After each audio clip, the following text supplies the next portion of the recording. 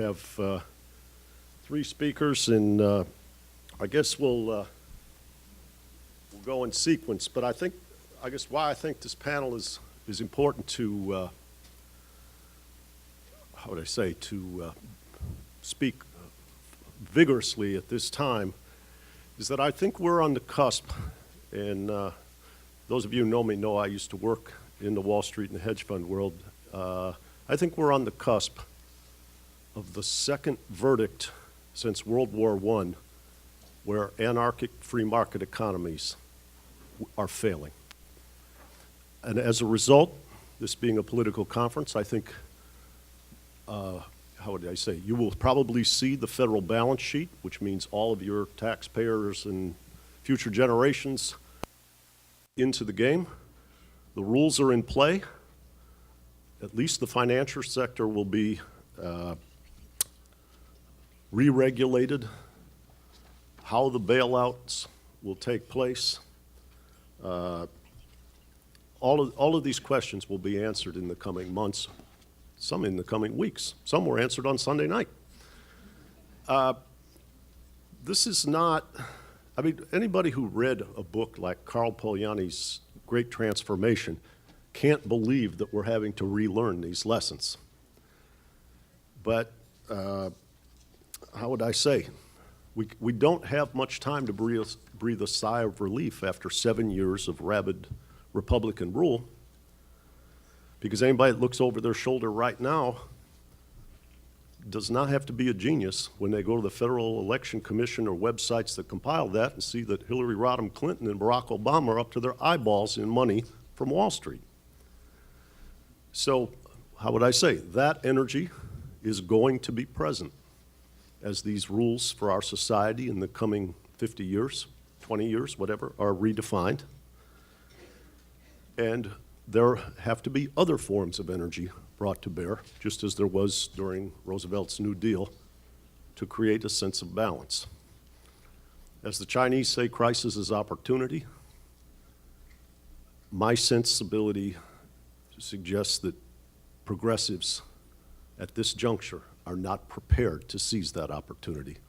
And hopefully today's panelists will start, or how you say, continue and invigorate a conversation so we can talk not about whether markets are good or bad, but what kind of, what I'll call software, what kind of systems will we build that will tend to serve all of the people who carry around a passport or a driver's license, or how do you say, play by the rules and want to feel like they're a member of something called a society. So at any rate, let me begin with Naomi Klein, who has written a book that I think was, how do we say, made for this circumstance and many others. The Shock Doctrine, a book about disaster capitalism, and a book about how we do and do not, how do you say, different segments of society do and do not seize the opportunities presented by crisis. Naomi?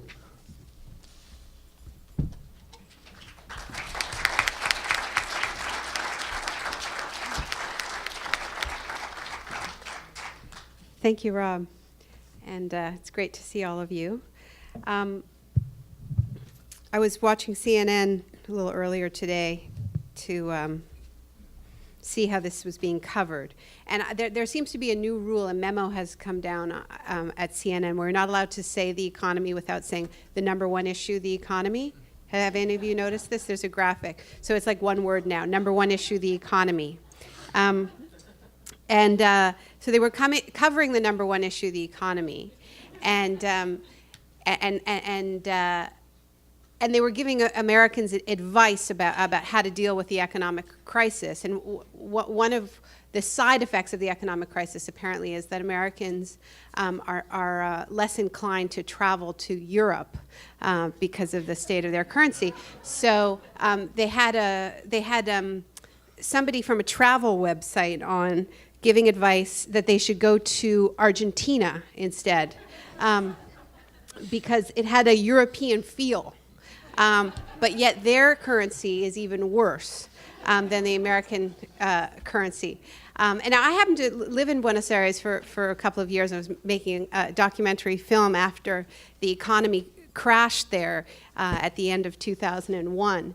And it is true that the peso is in worse shape than the dollar, although it's recovered somewhat.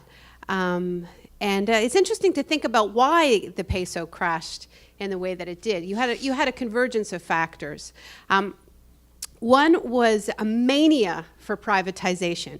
The Argentine government embraced what in Latin America is called neoliberalism and here is called neoconservatism, to the extent that there's a group of wonderful street artists in Buenos Aires, and they did this stunt one day where they went to the obelisk, which is the largest monument in Buenos Aires, and they put up a huge sign that said "closed for liquidation," because they had hollowed out the entire country, and it had this sort of strange feel when we were there of this car that had just every valuable part stripped from it. There was the water system had been privatized, the energy system had been privatized, the oil, and even the road system. They were really a two-tier road system. And I mention this because there was an interesting article in the Washington Post today about how privatizing the road system is the next frontier for the privatization agenda. They went down that road in Argentina, and you had this parallel system where if you could afford it, you had your toll roads running alongside with these absolutely decrepit roads. And Argentina, of course, had a system of crony capitalism. The privatizations were brokered between a group of politically connected corporations and the politicians in power under Carlos Menem. This also seemed a little bit familiar. And then there was a run on the banks. And when we were there, very well-known banks like HSBC and Citigroup were boarded up. And people couldn't get access to their bank accounts. So I thought that maybe that CNN advice about going to Argentina on your holiday may have been a little bit prescient about what's going on right now. Okay, I can't. But Rob, that means you have to make a little room for my glass here. Thank you.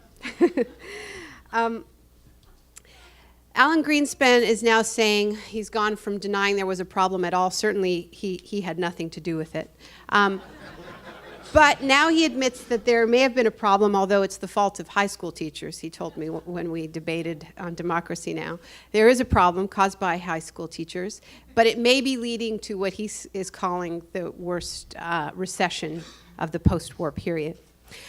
So I think it's worth going back and thinking about some of the responses to the post-war recessions and to the market shocks prior to that. In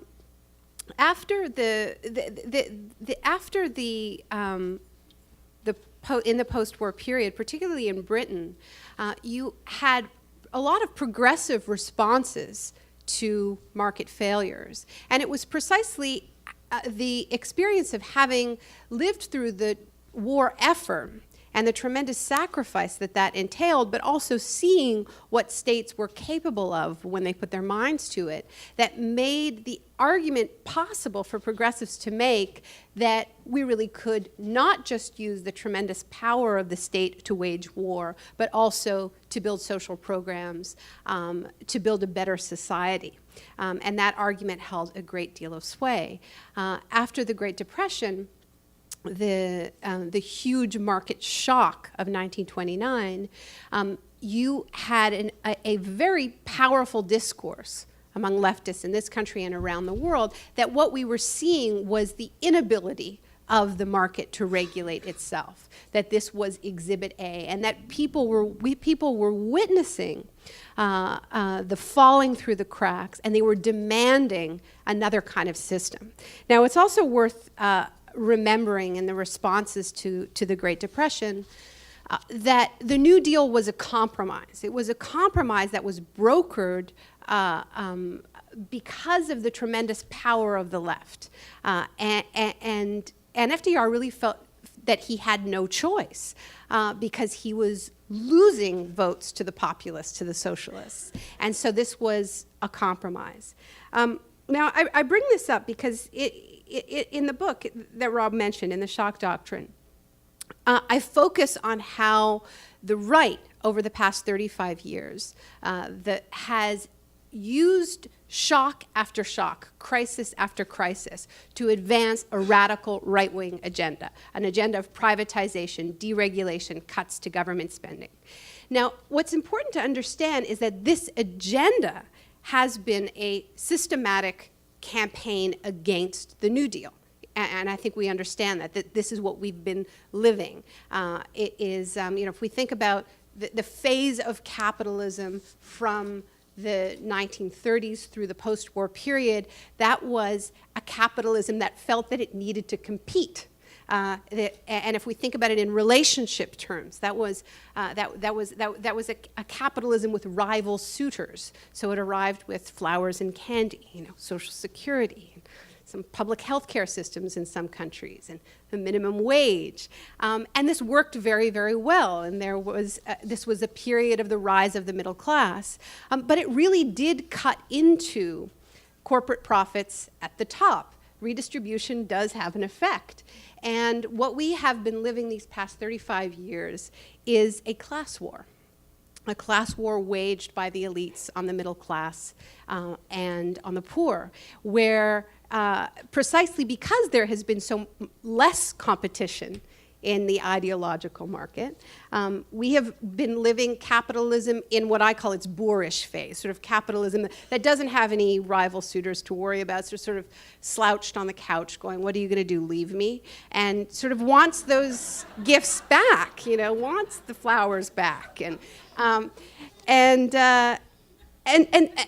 think more than a revolt against the New Deal, more than a revolt against the gains made by workers and strong unions in this period, there has also been a concerted attempt by the right in this country and around the world to study the ways in which progressives responded to crises in the past. And I like to quote Milton Friedman, writing in a preface to his sort of manifesto, Capitalism and Freedom. It was reissued in the early 80s, and he wrote in the preface, only a crisis, actual or perceived, produces real change. When that crisis occurs, the change depends on the ideas that are lying around. And then he goes on to say that, I believe, is our basic function, to keep ideas ready for when the crisis hits. But he came to that conclusion in part by studying the Keynesians and studying how, after the Great Depression, which he believed was actually not caused by market failure but by market intervention, and he had studied that process, studied how the left was ready for that crisis. And really what we've been seeing for the past 35 years is an architecture that was built up, the think tank architecture in this city, that is there to be ready for when the crisis hits. And when I look at the Heritage Foundation, the American Enterprise Institute, I really think of them as sort of, they are the ideas, they keep the ideas warm for when the crisis hits.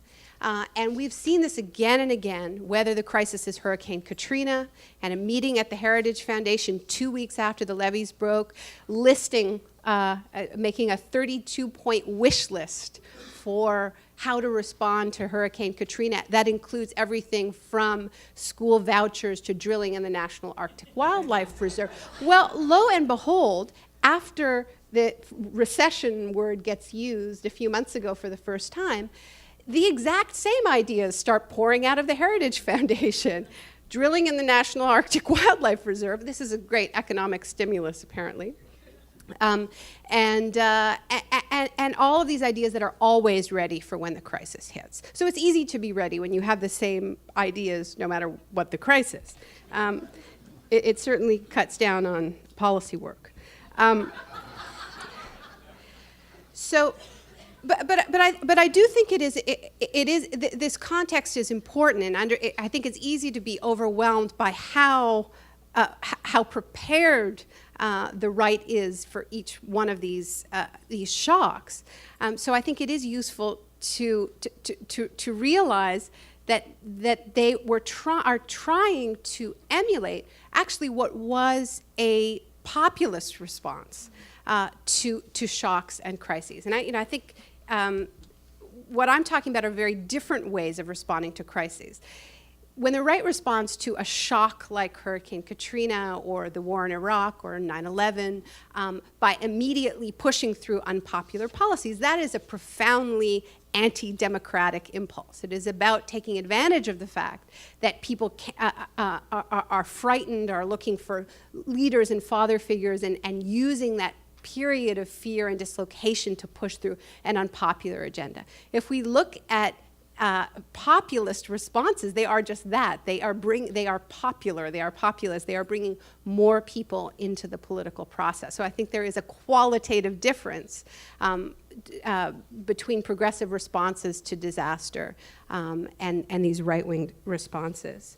I think that it is a potentially another one of those moments, for lack of a better phrase, I'll call disaster populism rather than disaster capitalism. And part of the reason is that... Hello? Mike, disaster? Is it back? Should I project? Okay. No? You can take it out of the thing. Yeah.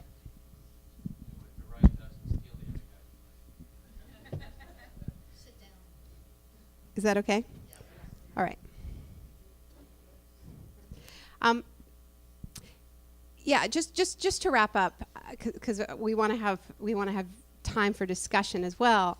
I think what we're seeing in this moment, it is another one of those moments where the market is revealing its inability to self-regulate, but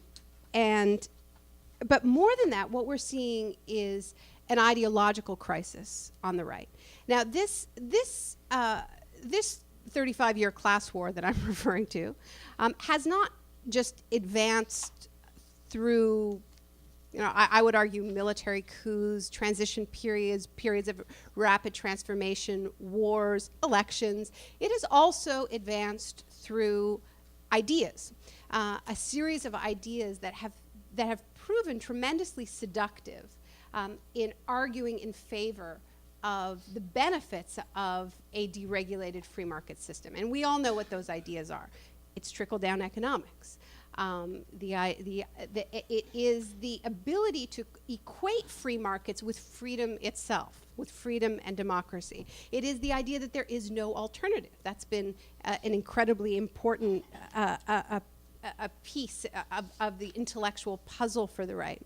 And it's also been the idea of the ownership society, the idea that we have transcended the very notion of class because now everybody can own a piece of the market, whether the stock market or the housing market.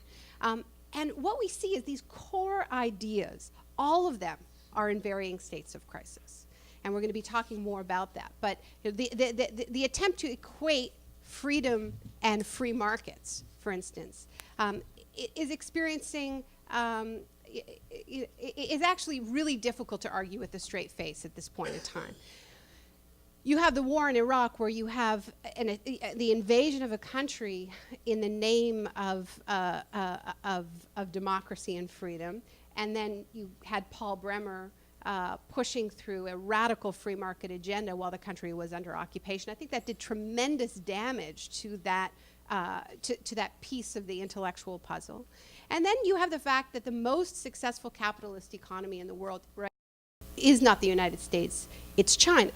And China skipped the democracy phase entirely, and it is, I would argue, precisely its lack of democracy and its ability to control, in particular its workforce, to suppress independent unions, that is part of what makes it such a tremendously good place to do business.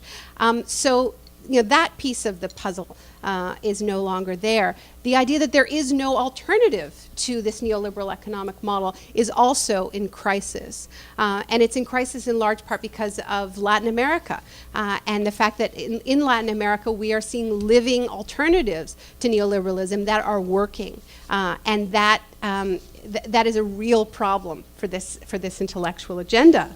The ownership society is, that is probably the biggest crisis faced by the right in this moment, even more than the failure of trickle-down economics and the fact that people have lived through this period of economic growth, economic boom, and have experienced the fact that it isn't trickling down to them. I mean, this is, that is a huge problem, but even more than that, this mass eviction from the ownership society that started with the dot-com bubble bursting, continued with Enron and WorldCom and people losing their pensions, and the mania in these where the idea that if a company laid off 10,000 workers, the response of a working person was not to feel solidarity with the workers who lost their jobs, but to see how their stock was doing, right? I mean, the crisis in stock ownership is also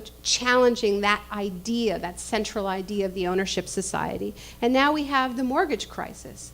And people who had started to think like owners and did believe that they had that piece of the dream are being mass evicted. So it is a crisis for the right. And the question is, what is going to be the response from the left? What is going to be the response to from progressives? Because the far right, the racist right, is filling the vacuum that is happening. And they're saying, don't be mad at the people at the very top. Let's direct all of the energy to the most vulnerable people in society. And I think so much of what passes for the immigration debate is about exactly that. It's my opinion that progressives in this country have not been nearly confident enough in pointing out the failures of this system and putting forward bold solutions in this moment. Not tinkering, but bold alternatives in this moment. And my fellow panelists are going to be talking more about that. But so I'll just end with this thought, that the disaster capitalists have held the rein for the past 35 years. We are seeing right now the results of that, the disastrous results of that. And I think it's time for some disaster populism. Thank you.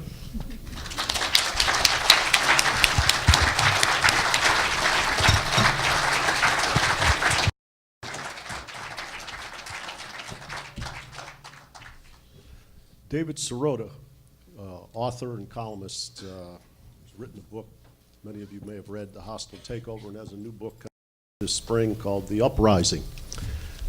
David and I often talk about elite versus populist reactions, and this morning at breakfast I was reminded that 3/4 of the people in the history of the United States that have been bankers or financiers are alive today.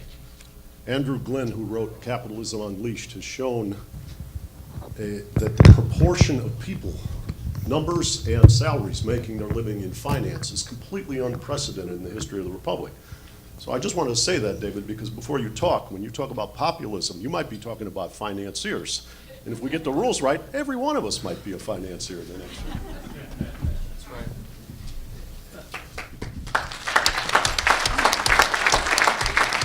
Thank you. Is this working? Hello? Is it working? Yeah. Okay. Whoa. So I spent the last year traveling all over the country, all over this country, trying to take a look at the reaction to what was just laid out by Naomi. And that's why my book is called The Uprising, and it was a very tiring year. I spent some time with the Minutemen in California. That was crazy. I spent some time with folks trying to unionize professional workers at Microsoft. I spent some time with a third party in New York State.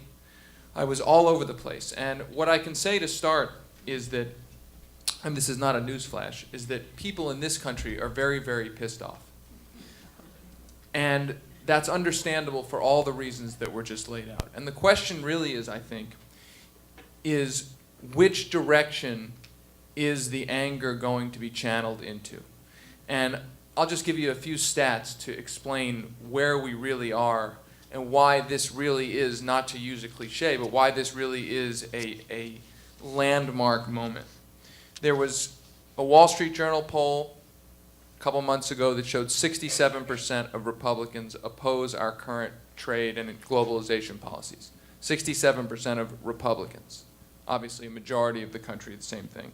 There was a Bloomberg poll that just came out, I think it was a couple weeks ago, that showed 70% of the country is uncomfortable essentially with the foreign direct investment situation that's going on with sovereign wealth funds and state-owned companies buying up more and more of America's assets. Now, the other side of this is that there's similar numbers of people who oppose illegal immigration and support some very, very extremist, xenophobic policies as it relates to immigration. And so what we see here is that there is really a potential to take what I would say is an uprising based on a very nationalistic sentiment. There is a very serious nationalistic sentiment in this country right now that doesn't like the idea that so much of our resources are being spent overseas and that so much of our domestic policy is aimed to help the very few in a trickle-down elitist situation. And so the question is how can we, and is it possible to, take that nationalism and direct it into something positive? Because nationalism is a sentiment that obviously has a pretty nasty past throughout the globe. It doesn't necessarily have to have a nasty future, though. Now, we've seen what the right is doing with this nationalism. I saw it firsthand when I spent some time down with the Minutemen, for instance. The right has mastered the ability to find a scapegoat that has very little economic power to fight back, to blame the situation, the current situation that we exist in, on. I mean, somehow the deregulatory regime, the deregulatory policies we've seen from the top are the fault of poor Mexican farmers who were thrown off their farm and coming to the United States for jobs. Now, obviously, it's not that simple, but that's the emotion that's being tapped into. And I can tell you from spending time with these people down there, most of these people who, just as an example on the immigration issue, most of the people that I encountered, first of all, they don't think they're racists. I would say that most of them are probably what I would call xenophobic rather than a classical definition of racism. And their xenophobia comes out of, I think, a sense of feeling utterly and completely helpless and insecure.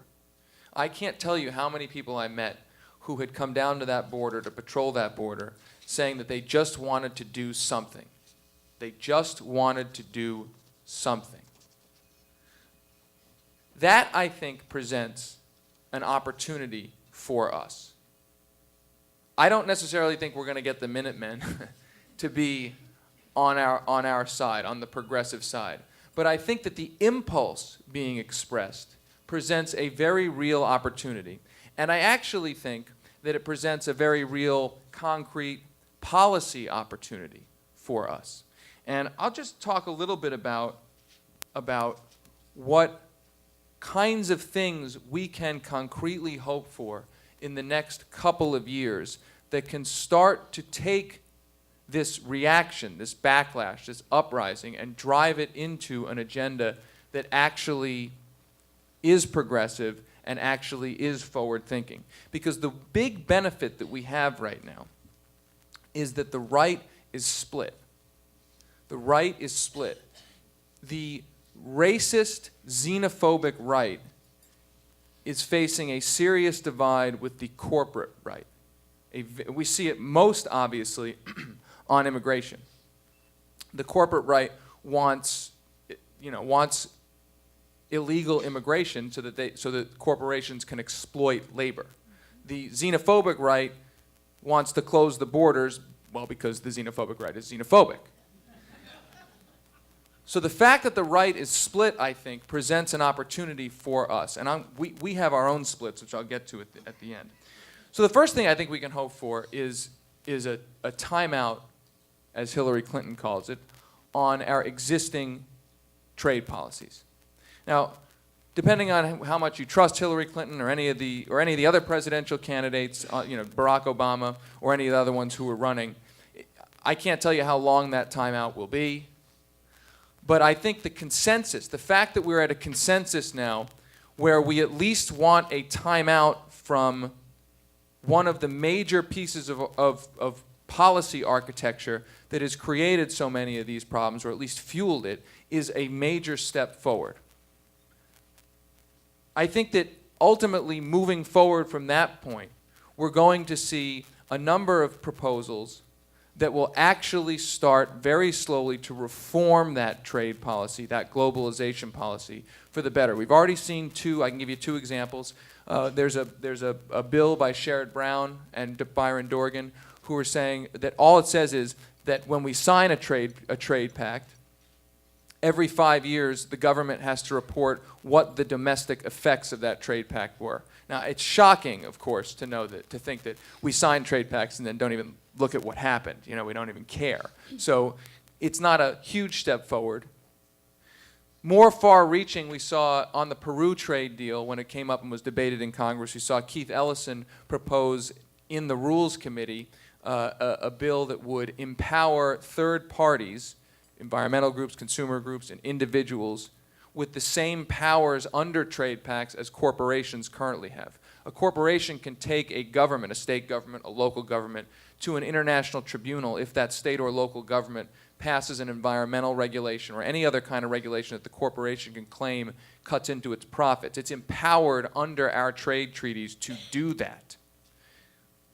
So Ellison's bill basically said people should be able to do the same for environmental rights, human rights, labor rights.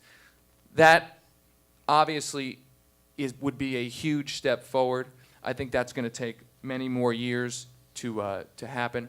And then I think what you're going to see is, and you've seen this, and nobody has really reported this, which I find most encouraging.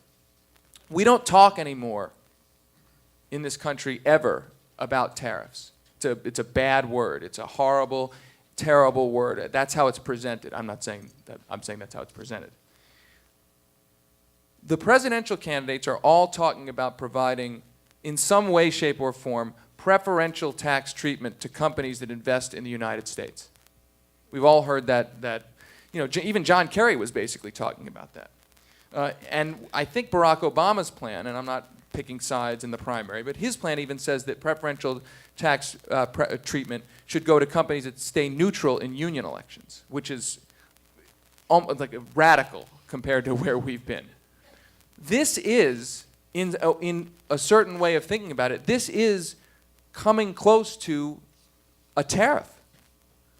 Essentially, if you're rewarding companies for doing business in this country or for doing the right thing in this country, you're effectively, by default, in some way, penalizing companies that are engaging in bad behavior through a tax.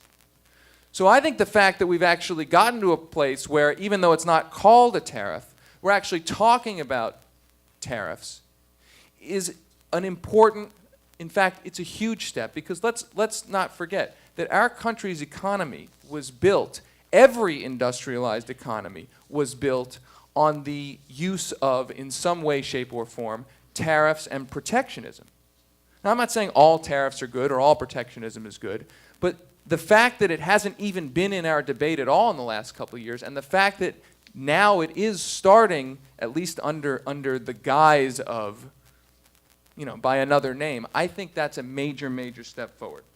Now, finally, the last thing I'm gonna say here, because I want to get to the Q&A part of this, is that our side, this is a taboo thing to say, but our side faces a major split on this. I mean, everything that I've laid out to you, these are pretty major proposals. And our side, where our organizational strength is, where our political strength is not unified around what I've laid out. I mean, we all know about the Democratic Leadership Council. You know, that's the sort of the corporate wing of the Democratic Party. Outside of the Democratic Party, you have a progressive funding structure, at least in the non-grassroots side, who, to embrace an agenda like this, you're asking many major donors to effectively endorse an economic agenda that may be not in their self-interest. And it speaks to, in closing, something that Tom Friedman, of all people, actually predicted. He said that what's going to happen in his latest book, what's going to happen is there's going to be a realignment of the parties, where, and he was hoping for this, of course, where you're going to have essentially wealthy liberals and Wall Street conservatives together in one party, and a professional class, and blue-collar social conservatives with unions and consumer groups. Essentially, I'm not delivering it exactly the way he delivered it, and he was, of course, dreaming about this and so excited to be part of the former. And so the issue is that does speak to a split that I think is potentially or could potentially happen. I don't exactly know how it will be dealt with on our side, how to actually deal with, because what he's speaking about really is effectively a split on our side. How do you get taking away from the, not including grassroots funding, how do you have a movement funded by very wealthy people make central an economic agenda that questions how that wealth was originally accrued? And that speaks to, of course, obviously the need to build as much grassroots resource capacity as possible. But ultimately, movements do, and movements always have relied in some way, shape, or form on big donors. Let's just admit it. And so how are we actually going to, and can we bridge that gap?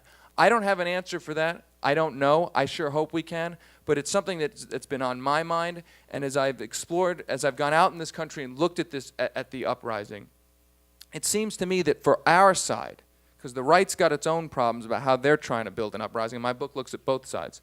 For our side, I think that is a crucial question. I think it's potentially the one that prevents, and this is the key point, that prevents us from going from an uprising to a real, true economic movement. Thank you.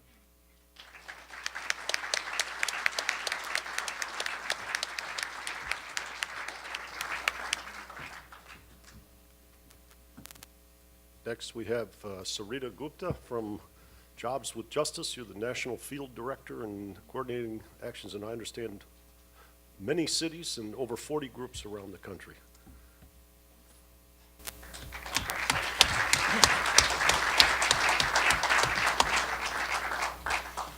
Good afternoon. It's great to be here, and I want to thank my fellow panelists. It's always hard to go last because I felt like both Naomi and David brought up points, and I kept thinking, oh, I have to add that. Oh, I need to add this piece. So I'm going to do my best to be succinct here. So my name is Sarita Gupta, and I'm actually the National Executive Director of Jobs with Justice. For those of you who don't know who we are, we're a national campaign for workers' rights, and we were born out of the labor movement in the late 80s. We mobilize workers and allies on campaigns to win justice in workplaces and in communities where working families live. And in about 45 communities across the country, we bring together labor unions, community-based organizations, faith and student activists to really stand up and defend and fight for workers' rights and social and economic justice. And given this discussion today, I mean, many of the Jobs and Justice coalitions around the country have been really on the front lines of a lot of the struggles and sort of the class war as Naomi laid out. So workers and their families really across the world are suffering under the impact of neoliberal globalization. And corporate interests are reflected in government policy with little or no regard for workers' rights and environmental impacts. and neoliberal policies of deregulation and privatization are designed to concentrate power and wealth in the hands of multinational corporations and employers who know no borders and respect no national laws. This is nothing new, you all know this. This has obviously led to corporate interests having more control and power over more aspects of our lives, with even less accountability. The drive to increase corporate profits has been at the root of the downward trend in the living standards of workers across the world. As a result, a permanent underclass is being created by pitting US workers, immigrant workers, as we've heard, and workers in the global South against one another. Outsourcing and offshoring are forcing global wage levels down and cutting health and safety protections for workers and the environment. As a result, we see 175 million migrants around the world have been displaced as they seek to survive in this global economy. These corporate policies are designed to free multinational companies from international or national regulations while restricting the mobilization of workers except under conditions that are favorable to employers. An example of this control of migration is, the very hot guest worker programs that have been very debated recently in the immigration debate. Workers who migrate to the United States in search of work are treated as criminals and are forced to live and work in fear. We have seen this with the ongoing worksite raids in New Bedford, Portland, the Swift plants, Smithfield plants, and many, many others that I'm sure many of you have followed in the press. As unions attempt to organize in the US economy, we're confronted with a broken immigration system as well as corporate-driven US labor laws. When these two systems meet at the work site, it is no wonder that it has become extremely difficult for workers to organize for their rights as workers. Our national labor laws have been weakened to the point where they have become tools for employers to use to deny collective bargaining rights for a broad section of the US workforce. There's been a concerted war on workers and their organizations driven by the same corporate interests that drive the oppressive immigration and globalization policies that I've mentioned. Weak as the National Labor Relations Act is, a growing number of sectors of our working class are being denied even this coverage. Farm workers are not covered under the National Labor Relations Act. Domestic workers are denied the right to organize into unions. Independent contractors are not covered, and so employers misclassify workers in order to shed their responsibilities to their workers and our communities. Recent decisions by the National Labor Relations Board have taken away collective bargaining rights for graduate, student employees, and private universities, and have broadened the definition of a supervisor, thus reclassifying potentially millions of workers as supervisors without the accompanying pay, benefits, and responsibilities. So this is a little bit of the war that Naomi was talking about that is being felt in a very real way in local communities around the world and in the United States. Reacting to this onslaught of corporate-driven policies, local communities through unions and grassroots-based organizations, began years ago to defend, their interests as best they saw how.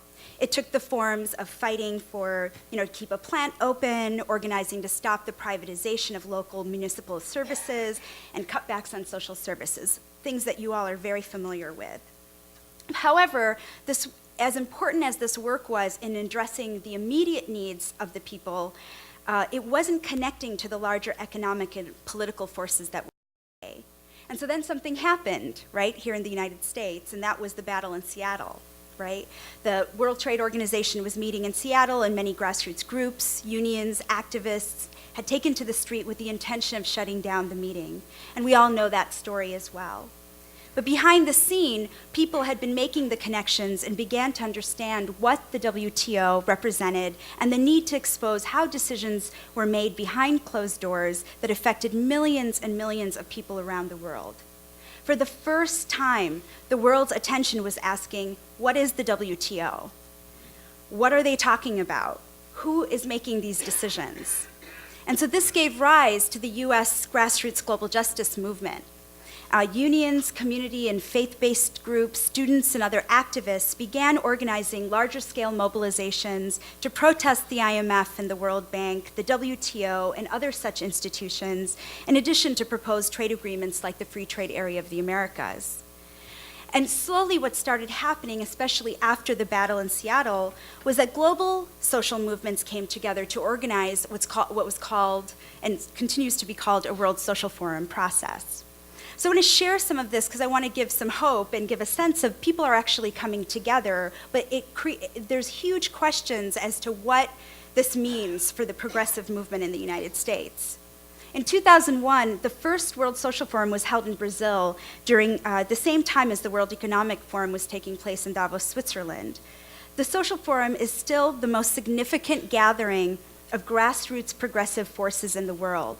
Millions of people participate from local to regional to global gatherings.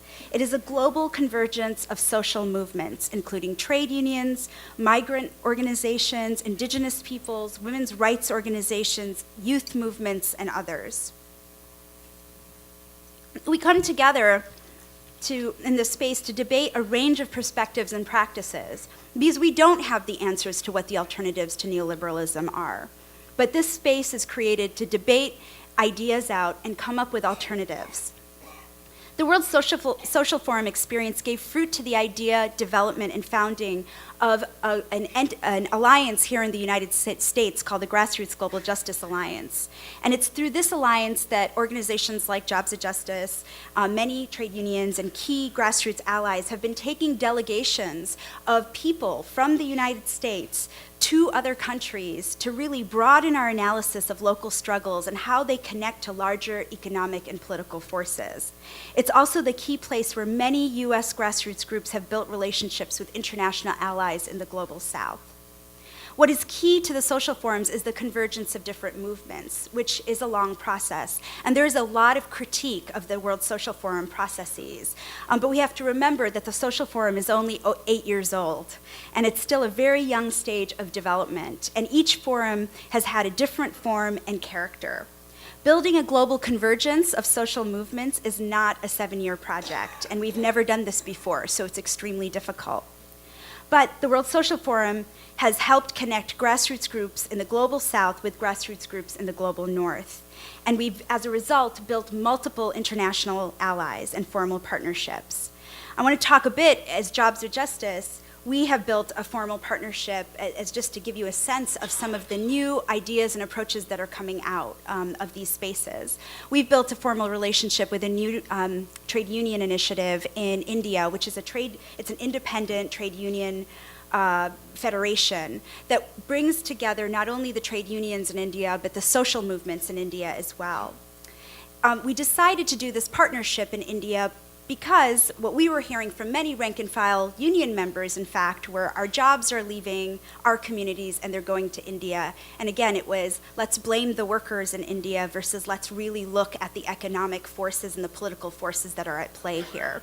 So we brought together we actually focused on call center workers, and we brought actually call center workers from India to the US to actually tour with the Communication Workers of America and meet with rank and file union members who had lost their jobs due to offshore outsourcing.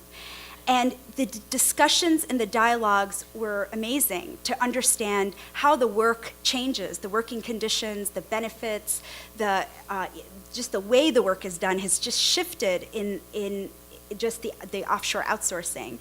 And it gave workers in both countries a perspective of, you know what, this is not just about us being pitted against each other. There actually are these bigger forces that we have to address and we have to deal with. So it's work like this that we're doing on the grassroots level that's really key and important, because at the end of the day, as our economy becomes more globalized, the movements need to become more globalized as well.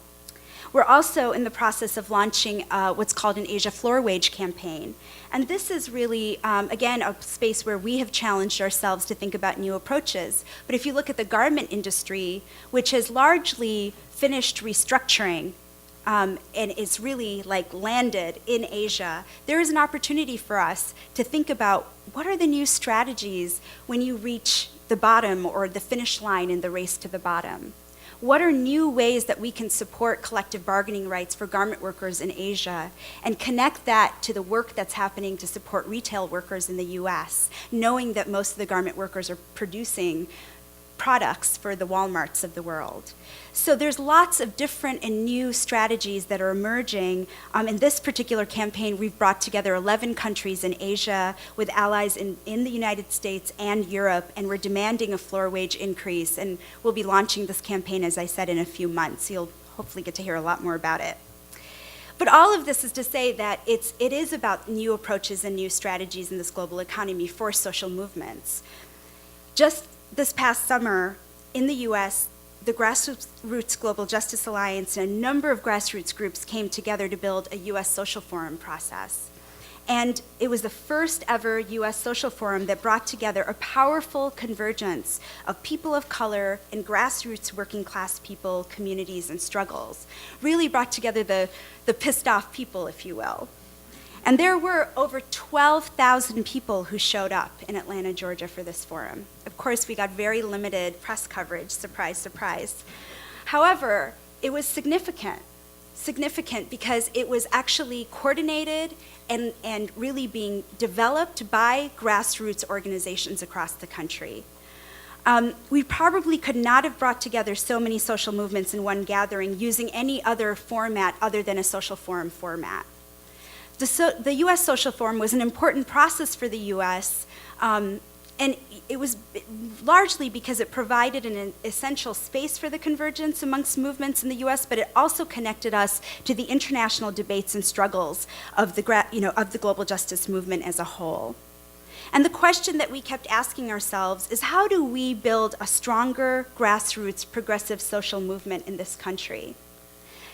Really the themes in the social forum came out of, a real life crisis in our communities. And I was really struck when Naomi was talking about Hurricane Katrina. In fact, one of the forces that drove us to really organize the U.S. Social Forum was this realization that we really acknowledged that as unions and grassroots groups in this country, we did not know how to respond to that crisis. We were so unprepared. Right?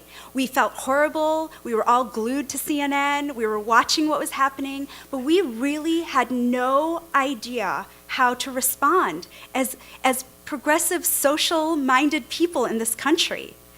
Other themes of this forum were workers' rights, immigrant rights, war and militarism, women's rights, climate justice. Climate justice is another example. We all know this crisis is out there. None of us know what to do about it, right? So the goal of the forum was to really help participants see the intersectionalities of all of these themes and provide a broader political and economic context to all of our work that's largely been carried out as of now in these issue silos. I work on workers' rights, you work on climate justice, you work on racial justice, and so how do we actually break that down and actually have more convergence?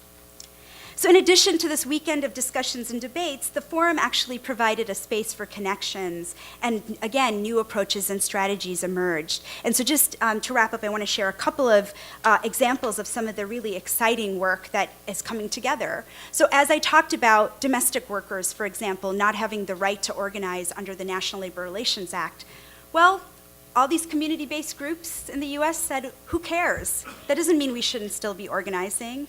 And in fact, a number of organizations have come together and created a National Domestic Workers Alliance and are beginning to run actual organizing drives in communities across the country to organize better rights for domestic workers. In fact, in New York State, there is legislation that's being pushed right now to recognize the rights of domestic workers.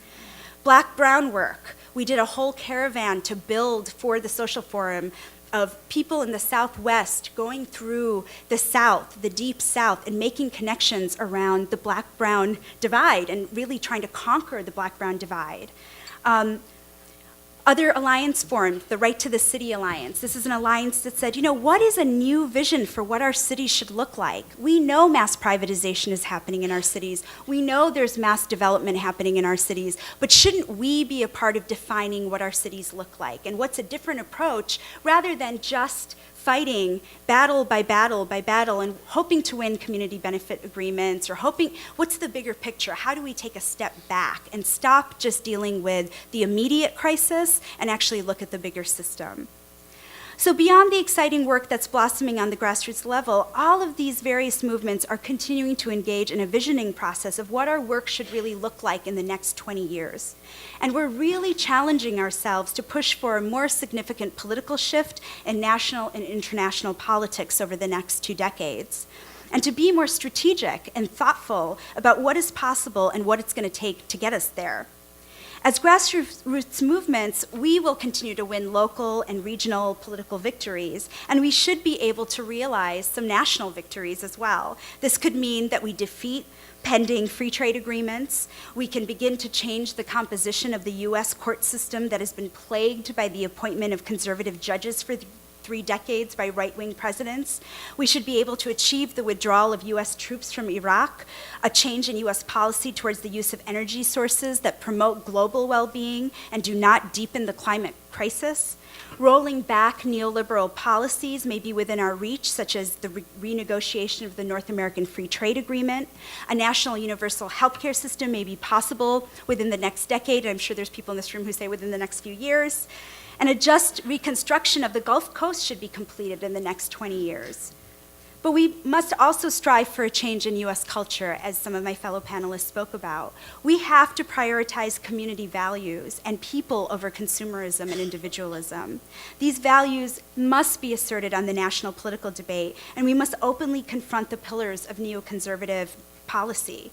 Privatization of public services and resources, elimination of government regulations on corporations, and deconstruction of the means to redistribute wealth by cutting taxes for the wealthy. And you're right, there are these contradictions even within our movement of how we do that and what's possible. But we're going to need to confront these contradictions.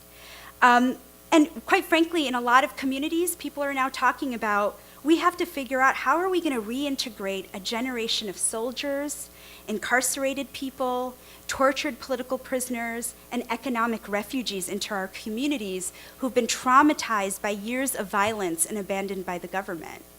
So there really is no easy answer to any of this, but what I wanted to share again is what is the response and reaction of grassroots social movements to this crisis and to the economy and what the opportunities are that exist. And some of the pieces that David just raised about foundation money is exactly right. Part of this weekend I was actually with 70 other grassroots global justice groups around the country, and this was a huge discussion. In 20 years, what does funding the movement look like that's different? Because we know these contradictions exist. So if anything, I hope you walk away from this discussion knowing that there are people in the United States who are talking, and globally, who are asking these really important questions. And the question that exists here in this room is, how do we build a stronger progressive movement together? Are we ready to engage the millions of pissed off people out there? Because they're out there, let me tell you. Thanks.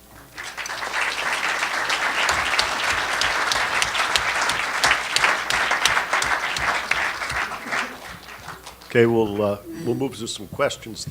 I have one question that was submitted, and it takes me back to a past life. I must pay tribute to my former employer, William Proxmire. I worked as his chief economist on the Senate Banking Committee, and that was a delightful experience, I must say, very unusual in public service. The question that was asked of me is if I could make three changes regarding the U.S. and its economy, especially pertaining to the hedge funds, if you'd like to discuss, what would I do? Well, I break this quickly into 2 parts. First, the changes I would make probably wouldn't have much to do with the hedge fund community, but I'll address that in a moment. What I would do is I would outlaw private schools. I would force wealthy and elite people to deal with the public school system and create a platform to invigorate everyone, not as an input to production, but as a member of society. Secondly, public financing of elections. I think until you get the money out of the process, people won't matter as much. And the third, and as part of that, I think some acknowledgement that media corporations are granted monopolies and that they don't get to charge advertising rates for the political process would be healthy. And finally, within those public schools, I would teach everyone a book by a man named Scott Peck called The People of the Lie. And the punchline of the book is that what constitutes evil in society is lack of empathy. That people are social as well as individual, that they are sociable as well as competitive, and that curiosity is a more important motivator than fear. And I think that would get us a running start. Regarding the hedge funds, which is a little closer to the current crisis, the first thing I would do is I would require asset side restrictions on anything that's involved in our financial system, which involves reporting as well. So hedge funds would have to report, investment banks would have to report, just like banks.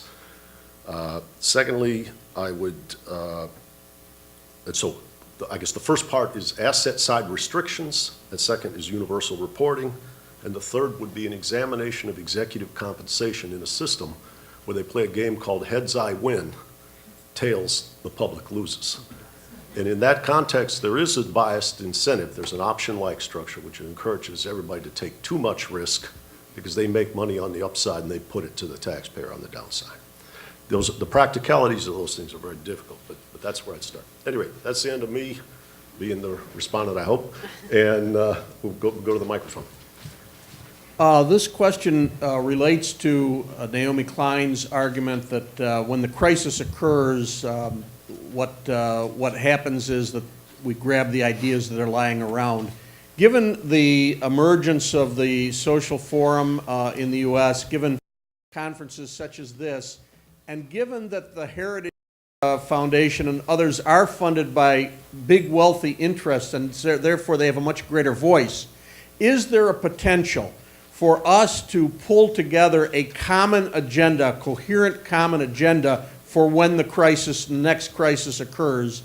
And if we can such radical ideas be a part of a broad-based progressive agenda as the elimination of corporate personhood, or David Ellerman's argument regarding the illegitimacy of shareholder primacy?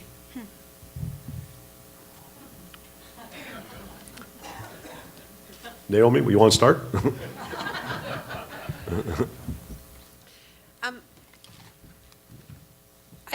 I think that they can. I think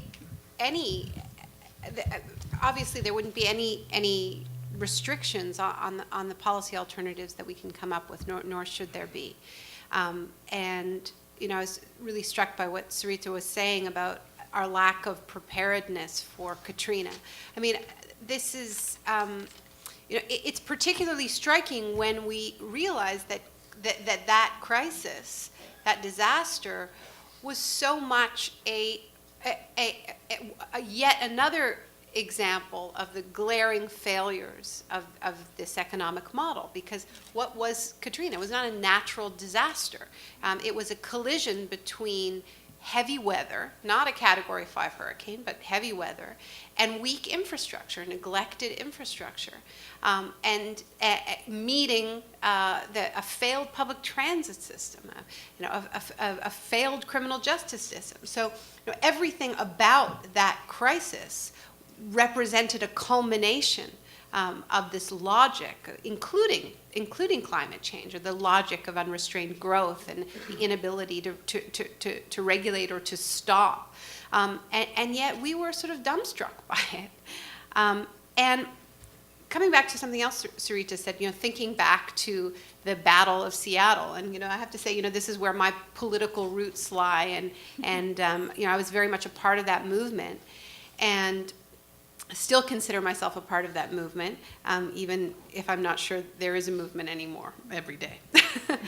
But I think this is one of the reasons why we aren't further along in having those policy ideas ready, is because the Bush years have so dramatically derailed us away from building these coalitions and these alternatives that the Battle in Seattle and the World Social Forum movement represented. You know, I was at the first World Social Forum in 2001, right? And I wrote a piece for The Nation called The End of History, because that's what it felt like to be in that room. And what we were developing that policy bank, right? I mean, it wasn't a single agenda, 10-point plan, but it was very alternatives focused. Everything from agriculture to water policy. You know, it was pretty much a, policy wonk, festival, but at an incredibly grassroots level. And it was really challenging the idea that you need to be a policy wonk to engage in this debate. It was, farmers know the alternatives to farming policy, and that's what was so exciting about it. This, I really believe, is the terrible legacy of the Bush years. There's plenty of them to compete with. But we have been so focused on getting them out of office that so much of our energy has moved away from building those alternative grassroots movements and towards electoral politics that I think, have failed to build, more than failed, abandon those coalitions that we were actually in the process of building. And this is why talking about the New Deal as a compromise, I think it's really important to remember that history, that it was precisely because there was such strong grassroots mobilization and a more radical left was a real threat, that you saw the solutions coming out of government to broker that compromise. So there's always going to be another election that's going to tell us that, first we just have to get these guys out and then we can do the real work of politics. But we're in this endless state of deferment and of deferring, and I think what I actually feel is that we're moving backwards because so much of our political energy is being pushed in this direction, and whether it's Iraq or the economy, this isn't working. I'm Paula Brantner with Working America, and our organization goes door to door and talks to people around the country about the issues that affect working people. And we're in the process of launching a debt and economy campaign. And one of the challenges we face that after all these years of you're on your own economics, that people think it's a personal failing, that it's their own fault that they're grappling with a lot of these issues. And when they're not struggling just to get by, they're too embarrassed or just not in a position to really come together and move on this issue. So are there any thoughts you have about messaging that we can really use to engage people in this in a way that makes them realize it's systemic and not personal? David? Well, I'm not surprised by the reaction that you've gotten when you talk to folks, but I do think that there is a sense of unfairness and a sense of that the system is unjust in a very nebulous fashion. And I think, first and foremost, focusing on that, I think, is a way to get to a place where people are comfortable. Obviously, we're at a moment now where we're 30, 35, 40 years into conservatives telling people that if you don't become a millionaire, it's your fault. So we have to start, I think, at a place. I mean, it's Saul Alinsky says you have to start where people are, not where you want them to be. You have to start. I think we're lucky that people I think, and the polls reflect this, that people are at a situation where they understand that the system is unjust. So I think starting from that place is most important. The only other thing I would say on this is that we're also suffering, I think, from that phenomenon that Bowling Alone lays out. That a lot of the social connective tissue in our society has really deteriorated. And so I think that we need to do a better job of showing people that actually it is in their self-interest to see a common interest. I think that's one thing that our side has not done all that well. And by that I mean in the politics and in the policies of what we're pushing, I don't think we've done a very effective job of showing how what we're pushing actually is in individuals' self-interest, and in some ways, let me just throw out an idea here, in some ways is in businesses' interest. Now, I'll give you an example from where I live. I live in Colorado, and I used to live in Montana, both states that recently passed bills to mandate that energy companies have to get a certain percentage of their energy generation from renewable power. Now, that actually ends up meaning a lot of money for companies that do produce renewable energy, right? Wind companies, solar companies, et cetera, et cetera. So I throw that out there as just one thing to think about. That one thing that the right has done so well is connect their donors and their coalition's self-interest with their policy. You know, the billionaire pushes the estate tax repeal, uses the Heritage Foundation to push an estate tax repeal. The obvious interests are in convergence there. Our side, I don't think, has done a terrific job of trying to connect our coalition's actual self-interest with the policy. Remember, the New Deal and a lot of the progressive reforms in eras past. We had a strong labor movement, but the labor movement, I'm not saying the labor movement was trying to make money. That's the old right, that's a right-wing stereotype. But the point is that the unions, in pushing what they push, investment in public works, et cetera, they had a self-interest in that, and I think that our side hasn't effectively shown how we can put that self-interest into expanding a progressive agenda. Sorry, if I could just add one more thing to this. I also feel like we have to get beyond messaging. And the only time people hear from us, the only time workers are hearing from us or people in communities are hearing from us is during the elections. I mean, this speaks exactly to what Naomi was laying out in answering the prior question there. We have to get beyond like what's the right message here and really talk about this piece that David just spoke to is that what are the social connections? How do we help rebuild those and promote those? In working with a lot of our coalitions on the ground, some of whom have really engaged in electoral work, and working with lots of community allies and labor allies around elections and beyond, it's amazing how in states like Ohio or Florida or where else, it's like during the election season, tons of money pours in, lots of people are parachuted in, everyone's talking to everyone, and then the election's over and they're gone.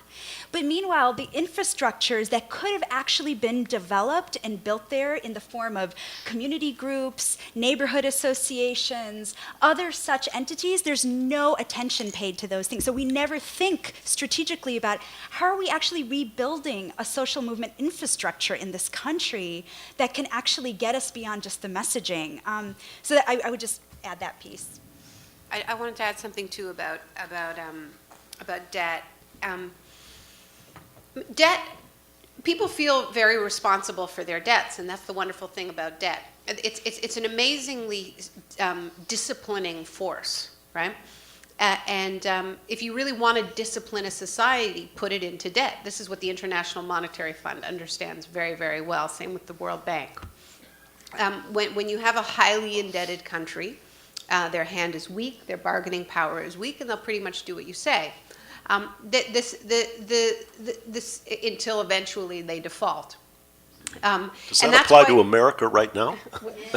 Well, I mean, I do think it is important. That's kind of why there has to be some veneer of a rules-based system. Because once it's clear that that people aren't playing by the rules or by the same rules, then you do have this risk that you just call their bluff, and like what Argentina did. And I do think that that's what we need on an individual level, because we have a lot of people who feel very, very guilty about their credit card debts, about their larger debts, their student loans. They're carrying these massive burdens, and they're suffering privately, and they are accepting, or maybe they're getting some financial advice from Oprah or something like that. But it's a very isolating process. Now, I used the phrase class war in my talk, quite deliberately. I'm trying to use more of this language.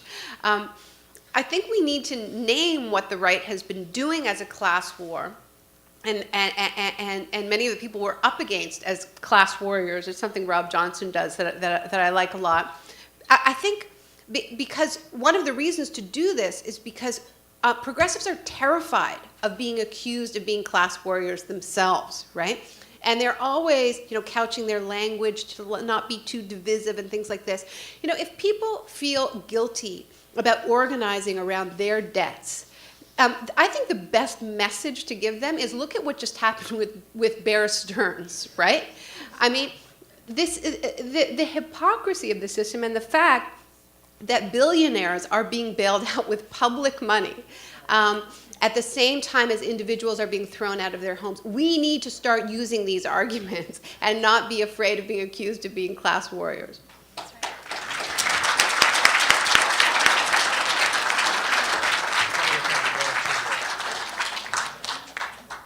Just on that thought, I think some of what sells the far-right model is the idea. It's like the promise or the dream. You're an individual. If you play by the rules, you can have this little indelible fortress, and it will alleviate your fear.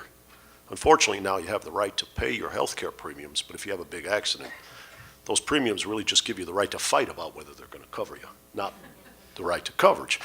I think that a lot of people who bought the far-right dream are responding to the same fears or sensibilities, anxieties about intrusion from society.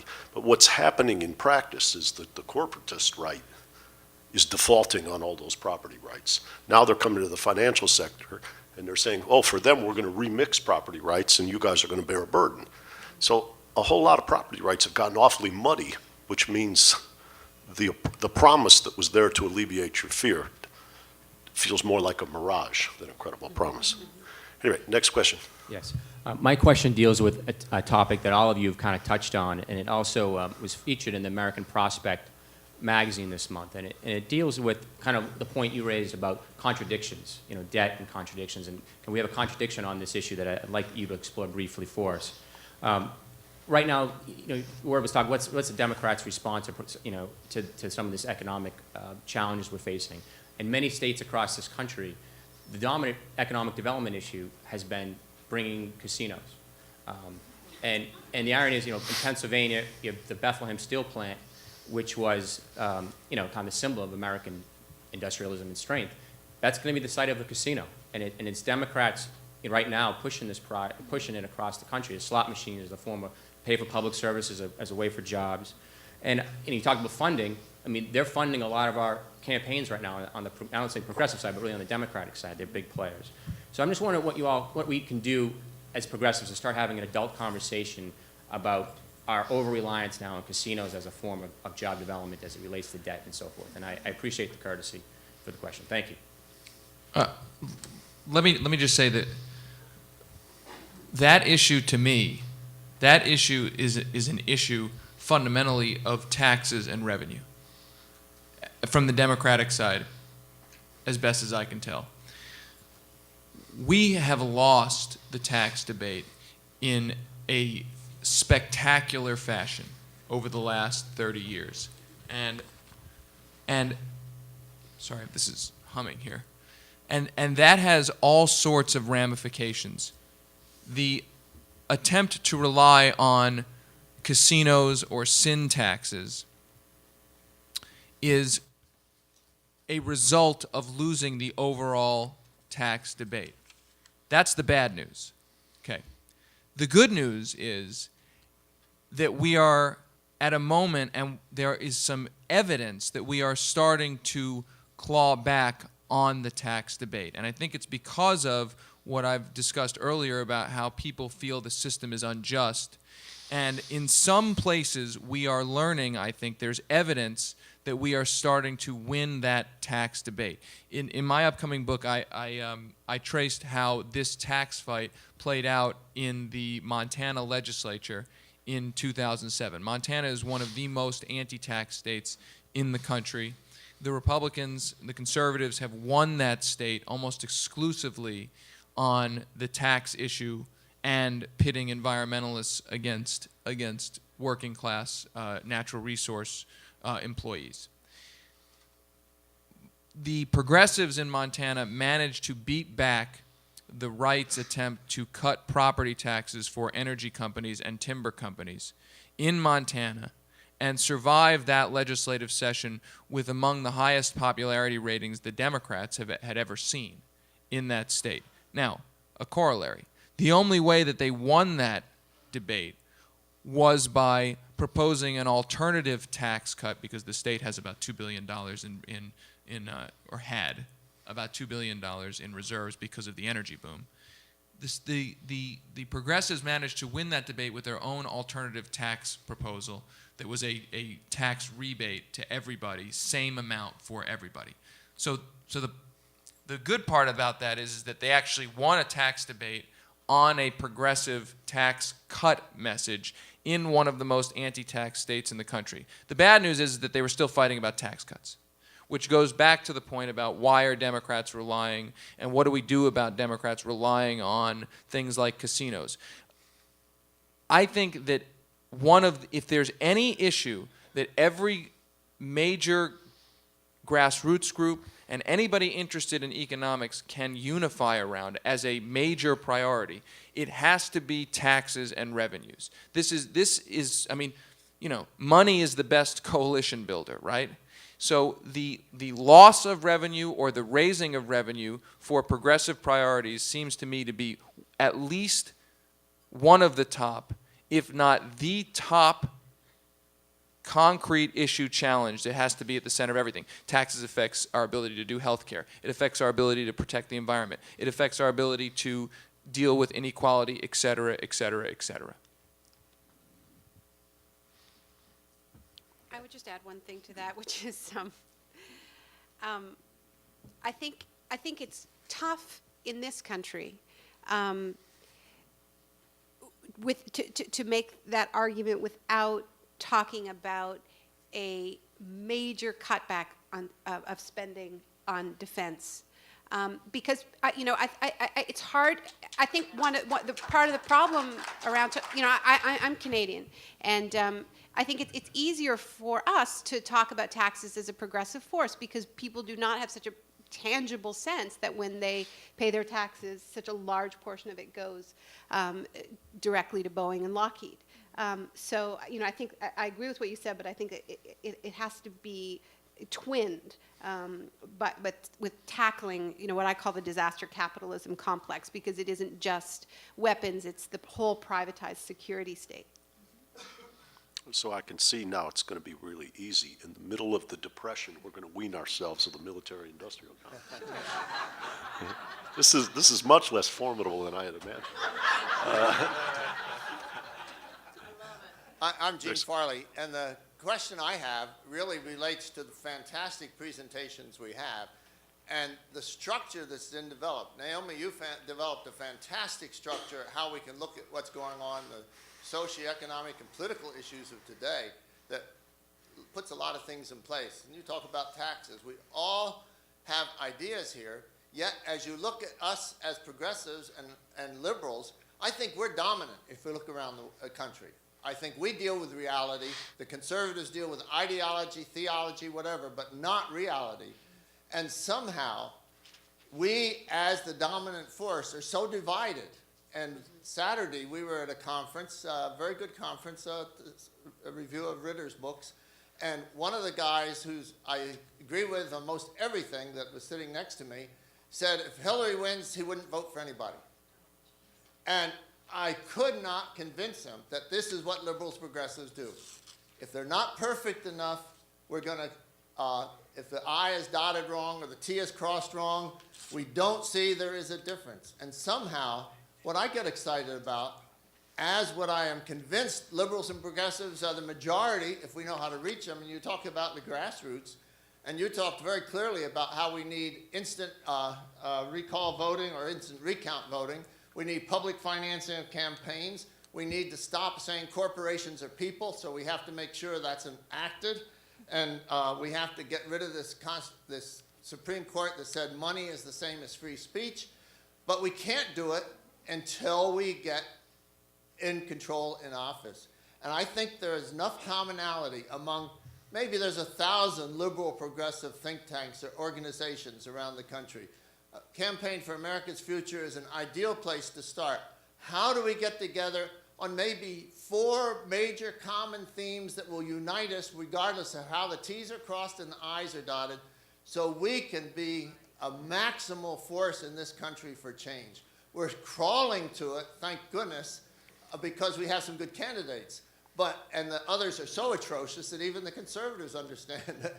But somehow, we need the lead because we're right, our left, not because, thank goodness, something has wakened up. We should be the wakers. We're the majority if we put ourselves together. That's a question or a statement. I don't know which. But I'd like, how do we put ourselves together? The only thing I'll say to that is that I agree that getting good people into office is important, but I'll just say this. We as a movement have not used the power that we actually already have right now. There are, I don't know the exact number offhand. There's probably, I think it's above 10, for instance, state legislatures that have a Democratic governor, a Democratic House, and a Democratic Senate. We focus very little time on those arenas as just one example. We could stop the war right now if a Democratic Senate could find 41 votes to filibuster a spending bill for the war. That is a fact. So I'm with you that we got to win elections. But I think we've already won a lot of elections, and we have focuses or loci, whatever the word is, of power that we are not using right now, because every single thing we see on TV and every single thing that most progressive organizations who work in the electoral arena tell you is that the only thing that's important is the presidential race and the next congressional race. There is power right now deliberately not being used, that needs to be used, and that hasn't been focused on enough by our movement. Okay, well, one last question. Unfortunately, I guess if we had more time, I'd question that in terms of how easy it might be to cut the war, because most of the people there, are almost half the people fighting there, are working for corporations, not the U.S. military. But my question has to do with, Naomi, in your book and the comments that you made today in terms of the neoconservatives, it comes across, when I read it, as being very U.S.-centric, because a lot of the players that you talk about are Americans, and particularly Republican Americans. And, I almost get the sense that all we have to do is elect a Democrat and the problem will be solved, and I don't think that's necessarily the case. And I'm wondering if you can comment on that a bit. I also, in terms of the idea of, how to prepare for a crisis from a leftist progressive perspective, I know at least in Canada, the 100-mile diet is a really strong movement in terms of food. And, I'm wondering if there could be a 100-mile economy that could, as the way I see is the only way of confronting Walmart is by having a 100-mile economy. I'm just wondering if you can share your thoughts on that idea. Well, I think particularly as climate change accelerates, the reliance on fossil fuels for becomes increasingly untenable, and people will, I think, be forced to buy more locally, and I think that's one piece of the puzzle. Absolutely, I'm not I'm not wholly advocating a completely localist economy, but I think there's many parts of our global economy that simply don't make sense, and that's definitely part of it. In terms of whether this is just about, whether I gave the impression that it's just about voting in Democrats, as I said, my roots are in this movement confronting corporate globalization. And if I recall, there was a Clinton in power during the battle in Seattle. I do believe this election matters. I think it's important for the Republicans not to win. But this economic model that we're talking about is bipartisan. And it is global. It is a corporate agenda, and because it is a corporate agenda, and there is the highest density of multinationals, powerful multinationals in this country, it is an agenda that has tended to be headquartered in this country, but it is transnational. And I think we see that very clearly in the allegiances of our elites, where you have a company like Halliburton, just living off of U.S. Tax dollars and then announcing it's moving to Dubai. So it is true. It's a truly transnational agenda. It's a truly bipartisan agenda. I hope I do make that clear. Because I feel it very strongly. And so, I think when we talk about a we coming together, I think we need to be a little bit careful about who the we is. That Goldman Sachs is making a lot of policy for certain parts of the Democratic Party. And I'm not sure that's part of a populist agenda. And just to reiterate, I think what we're really talking about is, who do we feel we have the best potential of influencing, right? And and I think that the second part of that is we're not going to influence anyone if we don't organize. And there's a wonderful piece by Howard Zinn in the current issue of The Progressive, where he says that the elections matter for him for the 2 minutes it takes to vote. And the rest of the time, he will be committed to organizing, being the counterpower for whoever takes power. And it's a wonderful little piece, and I recommend that everyone read it. Well, I think we should tie up here, and I remember the woman from Working Families asking a question about what can you do to fortify people, and I would offer at the end that the right has gotten us into a fight where we tend to focus too much on ideologies and not enough on outcomes. So I would encourage people to measure outcomes, to bring empirical evidence to the fore, and to fight off the hocus pocus, or as David Sirota would call it, the hokai pokai. Thank you.